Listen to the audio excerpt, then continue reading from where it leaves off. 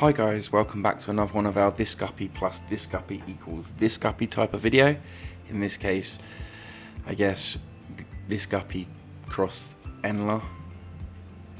So what we did this time was we took a yellow tiger Endler male and we crossed him with a female orange and red snakeskin type guppy. It's the best way I can describe it. I'm not sure the exact name of this strain of guppy. However, this was the resulting offspring. As you can see, there's two different colour morphs. Neither of which particularly impressive, as they aren't a line that we're going to pursue in any way.